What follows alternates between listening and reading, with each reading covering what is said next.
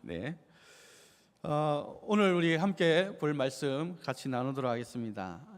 예전에 우리 부모님 세대들은 인사말로 안녕하십니까? 또 혹은 잘 지내셨습니까? 이렇게 하지 않았습니다. 어떻게 했습니까? 식사하셨습니까? 그렇게 물었죠. 왜 그렇게 했습니까? 아마도 이제 몇 끼니 밥을 먹는다는 것이 힘들었기 때문이었습니다. 그래서 가정마다 쌀독이라는 것이 있었습니다. 쌀을 담아두는 독이 있었죠. 아침에 밥을 짓기 위해 쌀독을 열었는데 거기에 흰쌀이 있느냐 없느냐에 따라서 그 집의 수준을 알 수 있었습니다. 어느 날 쌀독을 열었는데 아침 한 끼를 먹으면 쌀이 없게 되는 현실, 아마 한 번쯤은 겪어보실 수도 있었을 것입니다. 그에 비하면 지금 우리는 많은 풍요 속에 살고 있습니다. 적어도 쌀 떨어질 걱정을 하고 식사하셨습니까? 라고 안부를 물을 정도로 빈곤한 삶을 살고 있지는 않습니다. 그러나 어떻습니까? 우리가 이런 빈곤한 삶은 아니라 할지라도 여러분 마음에, 여러분 삶에, 여러분 심령에 늘 충족되어 살고 있습니까? 우리는 종종 이런 풍요로운 삶을 경험하지만 또 그 중간중간에 늘 뭔가 결핍되어 있는 우리들을 경험하게 됩니다. 그래서 세계에서 제일 많은 돈을 가진 부자 10위 안에 있는 사람에게 물었습니다. 얼마나 가지고 있으면 만족하시겠습니까? 라는 질문에 그는 지금 있는 것보다 조금만 더 있으면 만족하겠다고 했습니다. 결국 만족이 없다는 것입니다. 늘 모자라고 부족하고, 그래서 그는 늘 결핍을 느낀다고 말하는 것입니다. 마찬가지입니다. 우리도 그렇습니다. 한 가지 문제가 해결되면, 한 가지가 충족되어지면 또 다른 곳에 결핍을 느끼게 됩니다. 걱정과 염려가 있다. 그것은 뭘 말하겠습니까? 곧 우리 마음의 평안이 결핍되어 있다는 것입니다. 불평과 불만이 있다는 것은 만족이 결핍되어 있다는 것입니다. 돈이나 건강, 인간관계에서 오는 안정이 결핍되어 있고, 더불어서 내적인 면에서도 많은 사람들이 사랑이나 또 인정이나 관심에 결핍되어 있다는 말들을 우리는 종종 듣게 됩니다. 오늘 본문을 보면 그 시대를 살아가는 두 사람을 볼 수 있습니다. 이들도 역시 극심한 결핍 가운데 있는 사람들이었습니다. 그런데 이들은, 오늘 본문을 보면 이들은 이런 이 결핍을 그들은 극복하는 모습을 우리는 볼 수가 있습니다. 풍성하게 채워지는 경험을 합니다.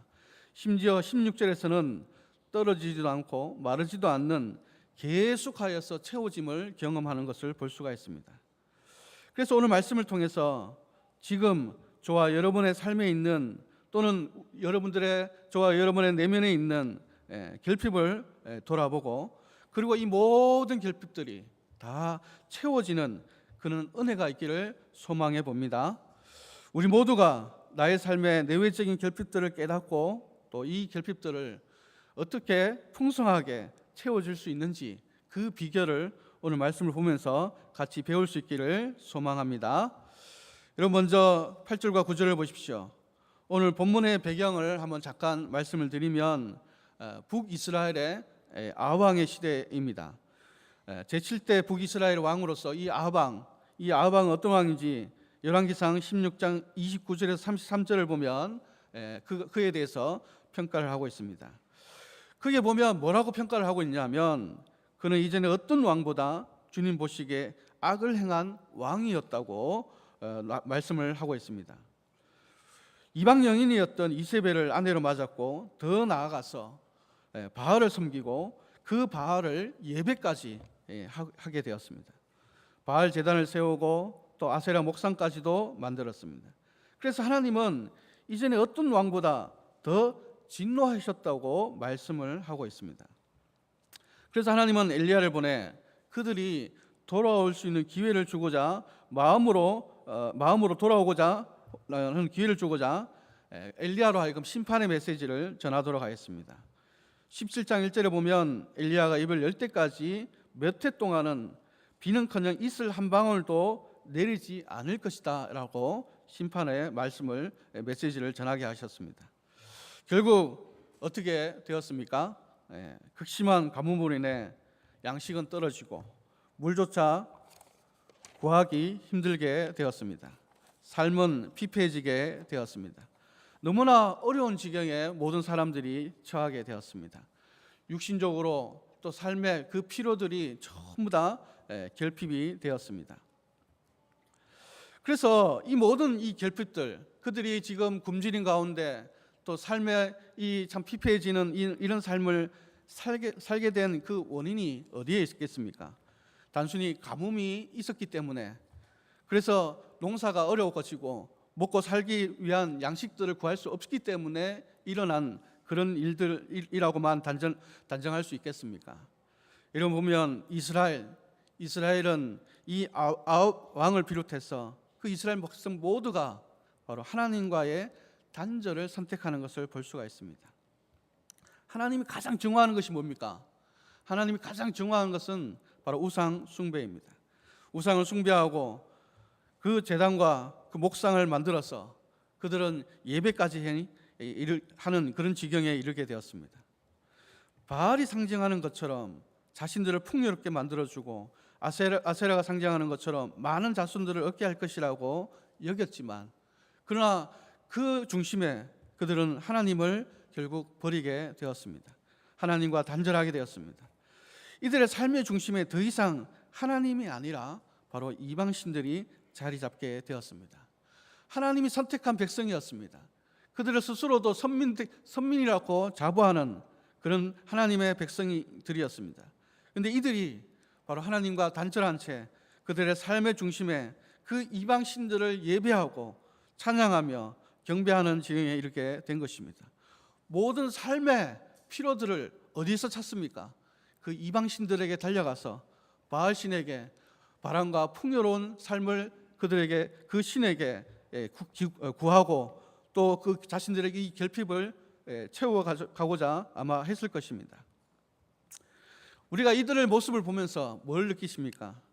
이들이 진정 결핍되어져 있는 것이 무엇입니까? 바로 하나님과의 단절로 인해서 하나님이 결핍되어 있는 것을 우리는 볼 수가 있는 것이죠. 그래서 여러분 삶에 또는 여러분 내면에 뭔가가 부족하고 뭔가 결핍되어서 뭔가 참 마음에 피로들이 있다면 한번 돌아봐야 한다는 것이죠. 우리가 지금 가장 결핍되어 있는 것이 무엇인지를 한번 돌아봐야 한다는 것입니다. 바로 하나님과의 단절되는 것은 아닌지, 하나님과 단절되어 있는 것이 아닌지를 우리는 돌아보며 하나님이 결핍되어 있는 우리의 내면과 삶이 아닌지를 돌아봐야 한다는 것입니다. 우리는 이것을 가장 경계해야 합니다. 하나님이 왜 우리와 단절됩니까? 왜냐하면 내 삶 안에, 나의 마음 안에 우상이 있기 때문입니다. 여러분,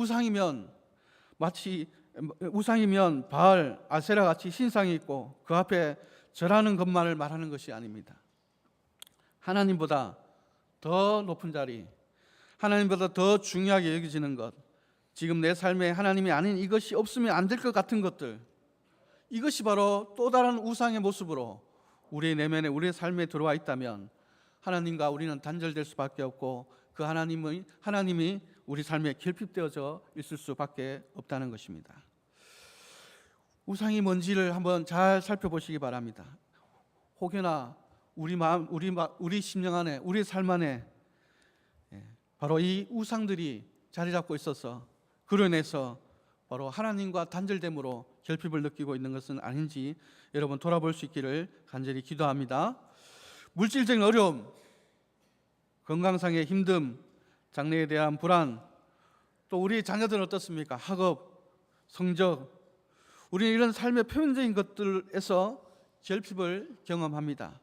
그러나 가장 큰 결핍, 정말 우리가 가장 큰 결핍이라고 생각해야 될 것은 하나님과의 단절임을 여러분 아시고, 다시 한번 오늘 저와 여러분이 여러분의 삶과 마음을 돌아보며 하나님과 단절하게 만드는 그 우상들이 여러분의 삶의 중심에 있다면 그것을 제거할 수 있는 저와 여러분 되기를 진심으로 기도합니다.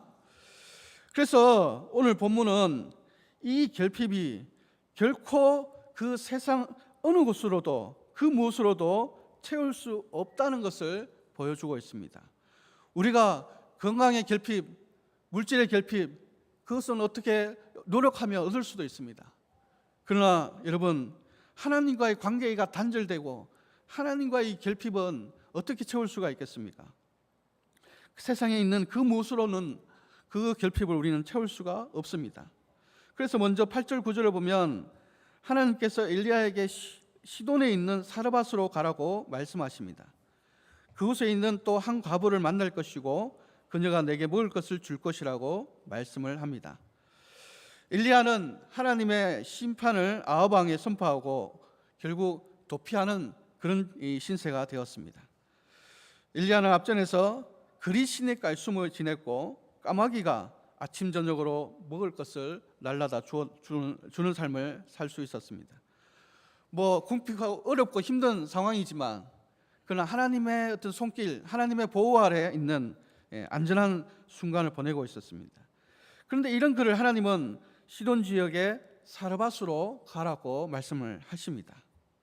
왜 그렇게 하셨을까요? 왜 하나님은 지금 그리 시냇가에 지금 숨어서 도피하고 있는, 그러면서 어느 정도 안전을 도모할 수 있는 그곳에 있는 이 엘리야로 하여금 시돈으로 가서 사르밧 지역으로 가라고 왜 그렇게 말씀을 하셨을까요? 또 더군다나 그곳에 누구를 만나게 하십니까? 과부를 만나라고 하셨습니다. 여러분, 한번 생각해 볼 것은 지금 하나님이 가라고 하신 이 사르밧이 어떤 지역인지 아시겠습니까? 이 16장 31절에 보면 이 사르밧은 시돈 왕이 엣바알이라고 하는데 이 엣바알이 지배하고 있는 곳이 바로 사르밧이었습니다. 이 엣바알이 누구입니까? 바로 이세벨의 아버지였습니다. 그렇다면 이 시돈 지역의 이 사르밧은 지금 어떤 곳이라고 말하고 있습니까? 바알을 신으로 숭배하는 그 숭배의 최고의 그 가장 이 중심지가 바로 이곳이라고 나타내고 있는 것입니다. 가장 왕성하게, 가장 강력하게 우상을 따르는 곳이고 바로 이곳으로 하나님은 엘리야를 가라고 명령하고 있는 것입니다. 지금 아합 왕, 특히나 이세벨에게 쫓겨서 도피하고 있는데 가장 강력하고 가장 왕성한 그 세력이 있는 바로 그 우상 숭배의 중심지인 사르밧으로 지금 엘리야를 가게 말씀을 하시는 것입니다. 왜 그랬을까요? 왜 하나님이 그렇게 하셨을까요? 여기에는 아마 숨은 의도가 있습니다. 하나님은 지금 나타내 보여주고자 하시는 것입니다. 너희들이 지금 숭배하고 있는 그 바알은 진정한 신이 아니라는 것을 나타내 보여주고자 하시는 것입니다. 달리 말하면 바알이 아니라 하나님만이 진정한 신이라는 것을 나타내 보여주고자 하시는 것입니다. 왜냐하면 가장 최중심지에 가장 강력하다고 말할 수 있는 그곳에 엘리야가 가서 안전하게 있다는 것은 결국 그 바알 우상이라는 존재는 아무것도 할 수 없는, 하나님 앞에서는 아무것도 할 수 없는 그런 존재라는 것을 나타내 보여주고자 하시는 것입니다. 그래서 더 멀리 숨어야 되고 더 멀리 떨어져 있어야 되는 그를 가장 그 최중심지로 엘리야를 가게 하심으로 아무것도 아니야, 진정한 신은 오직 하나님밖에 없다는 것을 선포하고 보여주고자 하는 것입니다. 또한 사르밧 과부를 만나게 하신 것도 마찬가지입니다. 왜 사르밧 과부를 만나게 하셨습니까? 엘리야를 보호하고 또 안전하게 하기 위해서는 더 권세 있고 세력이 있는 어떤 권세자를 만나게 하시면 더 좋을 수도 있는데 한낱 너무나 약자이고 너무나 연약한, 또 곧 극단적인 선택을 하고자 하는 그런 상황에까지 놓여 있는 이 한 과부를 만나게 하십니다. 왜 그렇게 하셨을까요? 여러분, 이 과부를 한번 보십시오. 이 과부로 하여금 엘리야를 섬기게 하겠다고 말씀을 하셨지만 사실 누가 섬김을 받아야 됩니까? 오히려 과부가 섬김을 받아야 될 지경이 있었습니다. 그래서 10절을 보면 이 과부가 어떤 사람인지 말씀하고 있는 것을 볼 수가 있습니다. 이 과부를 가리켜서 뭐라고 말하고 있습니까? 누구누구 이름을 얘기하지 않습니다. 사르밧 과부라고 얘기합니다. 지명을 얘기하고 있습니다. 달리 말하면 지금 이 여인에게 있어서는 지명이 중요하다는 것입니다. 이름이 아니라 지명을 앞세워서 이 지명의 중요성을 강조하고 있는 것을 볼 수가 있습니다. 왜이겠습니까?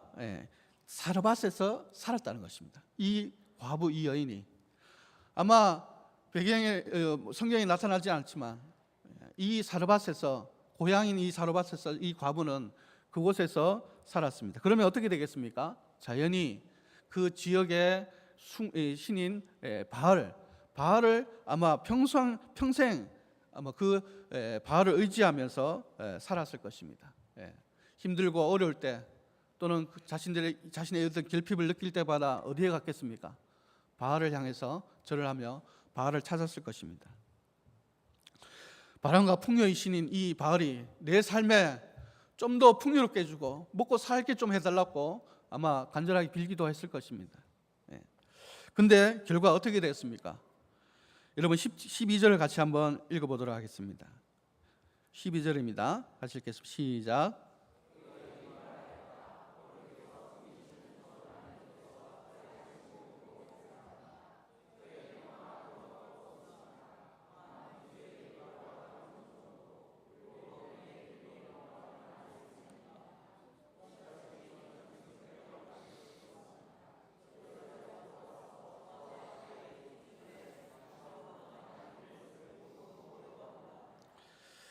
저에게는 빵 한 조각도 없습니다. 이게 결과입니다. 이게 지금 이 본문을 통해서 나타내고자 보여주고자 하는 것입니다. 의도적으로 바로 네가 그동안 평생토록 의지하고 믿었던 그 바알, 풍요의 신이라고 말하고 있는 그 신이 너에게 풍요를 주었느냐? 어떻습니까? 저에게는 빵 한 조각도 없고 뒤주에 밀가루 한 줌 정도, 병에 기름이 몇 방울 남아있을 뿐입니다. 그렇게 얘기합니다.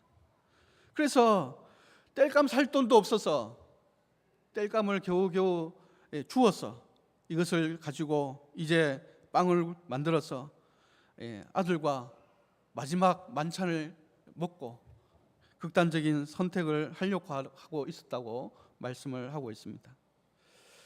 여인이 지금 이 고백을 통해서 내가 그동안 믿고 의지했던 그 바알은 나에게 풍요를 나의 이 결핍을 채워줄 수 없었다고 지금 말하고 있는 것입니다.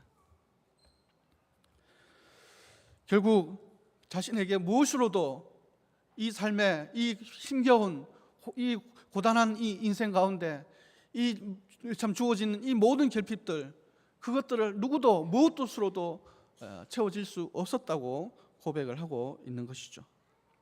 결국 그 끝은 자살이라는 극단적인 선택을 할 수밖에 없었습니다. 아마도 늘 불안과 걱정 속에 하루하루를 살았을 것입니다. 우리가 쌀독에 쌀이 떨어져 있는지, 아침에 밥을 짓기 위해서 쌀독을 열어봤을 때 쌀이 없는 그런 상황을 늘 맞닥뜨리면서 힘겹게 버티며 살았을 것입니다. 그런데 그 가뭄이 왔습니다. 이 가뭄이 도저히 겨우겨우 버티던 그것마저도 이제 포기하게 만들었습니다. 여러분, 이 엘리야 또 지금 사르밧 과부를 통해서 말하고자 하는 것은 무엇입니까? 하나님만이 참 신이시고 또 그 하나님만이 우리의 모든 이 결핍들을 채워주실 수 있는 분이라는 사실을 말씀해 주고 있다는 것입니다.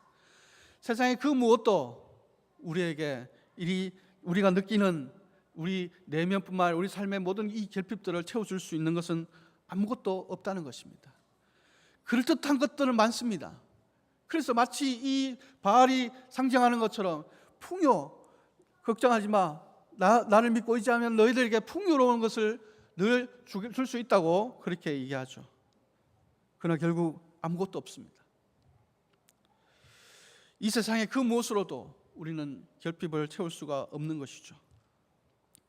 오직 하나님만이 우리의 참 신이시고 그 하나님만이 우리의 믿고 의지할 대상이라는 사실을 말씀해 주고 있다는 것입니다. 여러분, 이 사실을 믿으십니까? 하나님만이 우리가 믿고 의지할 유일한 분이시는 사실을 여러분 믿으십니까? 우리가 다시 한 번 더 보십시오. 엘리야를 보십시오. 엘리야를 보면 하나님의 엘리야에게 계속해서 말씀으로, 명령으로 말씀하십니다. 첫 번째는 뭐라고 하셨습니까? 아방에 가서 심판을 선포하러 가십니다. 또 그리 시내가에 숨어 있으라고 말씀하십니다. 그리고 이제 거기서 나와서 사르밧으로 가라고 명령하십니다. 그리고 과부를 만나라고 말씀하십니다. 여러분, 이 하나님 말씀에 육하원칙이 있습니까? 엘리야에게, 엘리야야, 지금 이런 상황이니까 이렇게 해서 너에게 이렇게 하려고 하니까 네가 이렇게 가면 좋겠다, 뭐 이렇게 설득이나 뭐는 어떤 육하원칙에 맞추어서 그렇게 충분히 이해할 수 있도록 해주고 있습니까? 그런 게 없습니다. 하나님 말씀하셨고, 그리고 나서 엘리야는 어떻게 합니까? 그대로 그 말씀에 순종해 가는 것을 볼 수가 있습니다. 엘리야는 이 하나님 말씀 앞에서 그대로 순종을 합니다. 이해가 되거나 납득이 되어서가 아니라 하나님의 말씀이기 때문에 그렇습니다. 하나님의 명령이기 때문에 그렇습니다. 하나님 자체를 믿는 믿음이 있었기 때문에 그렇습니다. 여러분, 하나님 자체를 많이 묵상하고 하나님 자체가 어떤 분인지를 여러분 마음에 많이 담아두시기 바랍니다. 이것이 결국 말씀을 통해서 여러분에게 믿음이 되어질 수 있게 만들어줄 수 있습니다. 엘리야는 하나님 자체에 대한 그 믿음이 결국 하나님이 어떤 말씀, 어떤 명령 앞에서도 그는 그대로 이행하며 순종하는 것을 보여주고 있다는 것입니다. 자, 그러면 그가 어떻게 되었습니까? 그도 역시 극심한 가뭄 가운데 있는 결핍되어 있는 시대에서 살고 있는 사람이었습니다. 더군다나 그는 도피하면서 쫓기는 신세로 살아가는 사람이었습니다. 근데 그가 그 말씀에 그대로 순종할 때, 하나님 말씀 앞에, 그 명령 앞에 그대로 순종할 때 그가 어떻게 되었다고 말씀하고 있습니까? 숨어 지낼 때 까마귀가 아침과 저녁에 먹을 것을 날라다 주었다고 말씀하고 있습니다. 여러분, 까마귀가 어떤 짐승인지 아십니까? 까마귀는 어떤 짐승보다 식탐이 많은 짐승으로 유명합니다. 그러니까 자기가 먹을 것은 절대로 빼앗기지 않거나 빼앗기지 않는 그런 짐승입니다. 그런데 이 까마귀가, 이 식탐이 많은 그런 이 까마귀가 자기의 먹을 것을 날라서 엘리야에게 전해 주었다는 것입니다. 하나님의 역사죠. 하나님이 역사하시는 것이죠. 하나님이 그 까마귀로 하여금 먹을 것을 먹여주시고 또 안전하게 보호해 주셨다는 것입니다. 이 삶에 엘리야가 지금 느끼는 이 위험과 그리고 도피로 인한 피곤함과 여러 가지 이 결핍들을 하나님은 그를 까마귀를 통해서 먹이시고 또 숨게 해주셔서 안전하게 보호해 주시는 그런 충족으로 채워주시고 있다는 것을 볼 수가 있다는 것입니다. 하나님은 그의 믿음과 순종을 보시고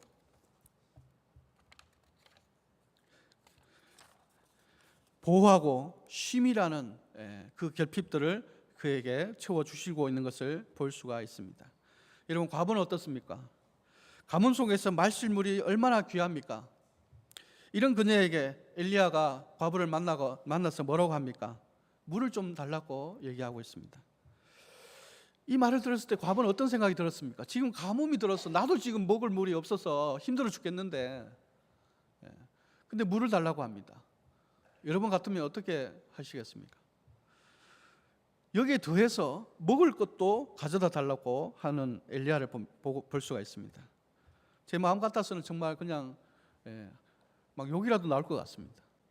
어떻게 나에게 이렇게 지금 할 수가 있는지. 근데 13절에서 엘리야는 여인에게 뭐라고 합니까? 그대로 하십시오라고 말합니다. 지금 말하는 거 있는 거, 물을 갖다 달라, 또 가지고 있는 것으로 빵을 만들어 가서 먹을 것을 가지고 와달라고 이렇게 하자. 그러면서 엘리야가 그대로 하십시오라고 말하고 있죠. 자, 그러면 여인은 어떻게 했습니까? 여러분 15절을 한번 읽어보겠습니다. 같이 읽겠습니다. 시작.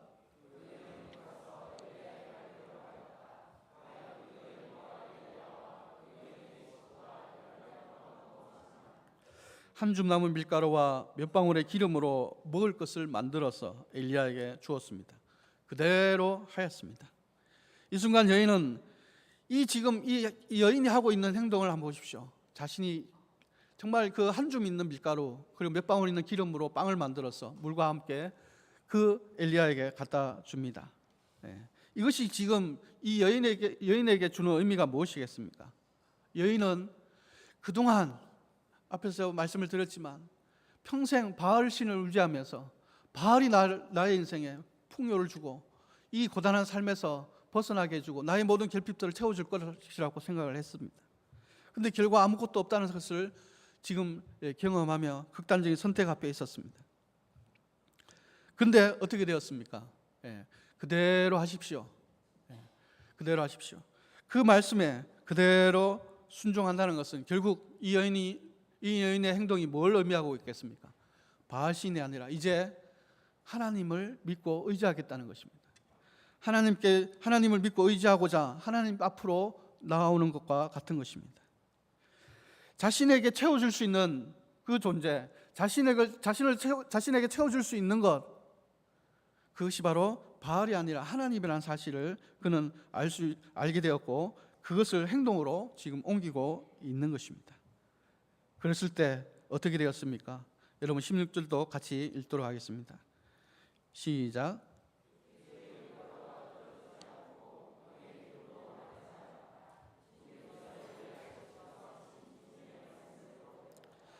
떨어지지 않았다. 같이 읽어보시죠. 떨어지지 않았다. 마르지 않았다. 이 말씀이 여러분 삶 가운데도 이루어지기를 축복합니다. 떨어지지 않았고 마르지 않았습니다. 그것은 가득 차 있었다는 상태를 얘기하는 것이 아닙니다. 모자라지 않도록 계속해서 공급해 주셨다는 의미가 됩니다. 달리 말하면 한 번으로 그냥 뚝 그게 아니라 하나님은 필요할 때마다, 그래서 거기에서 펄 때마다 채워주시고 하셨다는 것입니다. 하나님과 단절되어 있던 것이 아니라 어떻게 했습니까? 이제는 완전하게 연합되어져서 하나님이 늘 관심을 가지고 그 필요들을 채워주시는 그런 관계가 되었다는 것을 말씀하고 있는 것이죠. 한 과부, 그것도 이방 여인, 평생을 바알 신을 숭배하며 그의 필요들을 그의 자신의 결핍들을 바알 신에게 촉구했지만, 그러나 이제는 하나님 앞에 나아가서 하나님을 만나고 그 하나님께 자신의 결핍들을 맡겼을 때 하나님은 어떻게 되었습니까?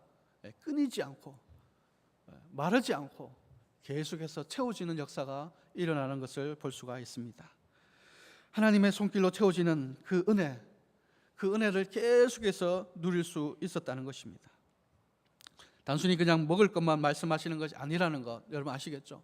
단순히 그냥 먹을 것을 채워졌다는 것을 의미하는 것이 아닙니다. 하나님의 항상 그 보호 속에서, 하나님의 그 항상 관심 속에서 자신의 모든 결핍들이 채워져 가는 그런 삶을 이제는 살아가게 되었다는 것을 말씀하고 있습니다. 사랑하는 여러분, 지금 여러분의 모든 이 결핍들이 하나님의 손길로 채워지는 은혜가 있기를 진심으로 축원드립니다. 떨어지지 않고 마르지 않는 밀가루, 기름처럼 여러분의 가정과 삶에 끊이지 않는 하나님의 사랑과 관심이 늘 있기를 진심으로 기도합니다. 이를 위해서 우리가 뭘 해야 되겠습니까? 우리가 자신들을 돌아보며 하나님과 단절되어 있지는 않는지 돌아봐야 하겠습니다. 이 세상에 내가 의지하고 믿고 따르고 있는 것이 진정 하나님인지, 아니면 나도 모르게 내 삶에 또 다른 우상이 들어와서 그 우상의 존재가 내 의지처가 되고 있는 것은 아닌지 여러분 돌아볼 수 있기를 기도합니다. 그래서 이 방해 요소들을 먼저 제거해야 됩니다. 나로 하여금 하나님과 단절하게 만들었던 것이 제거되어져야 합니다. 그리고 그 후에 바로 내가 믿고 순종해야 할 나의 말씀을 가지고 그 말씀들을 찾아서 이 한 주간 순종의 삶을 살아가는 것입니다. 하나님을 믿고 순종하는 그 인생이 16절 말씀처럼 끊이지 않고 마르지 않고 계속해서 하나님의 은혜가 부어지는, 하나님의 관심과 하나님의 보호가 끊이지 않는 그런 인생을 살 수 있다는 것을 말씀하고 있는 것을 오늘 보았습니다. 이 한 주간 여러분 그렇게 살아보는 저와 여러분 되기를 진심으로 기도합니다. 여러분 하나님의 모든 우상들을 제거하시고 하나님과 단절된 것을 다시 회복시키시고 그 안에서 말씀을 가지고 여러분 삶의 순종의 삶을 살아갈 때 오늘 이 사르밧 과부처럼 여러분 삶의 모든 것이 충족되어지고 풍요로움 채워지는 그런 역사, 그런 은혜를 맛보게 되실 줄 믿습니다. 한 주간 그런 삶을 살아가는 저와 여러분 되길 진심으로 기도합니다. 기도하겠습니다.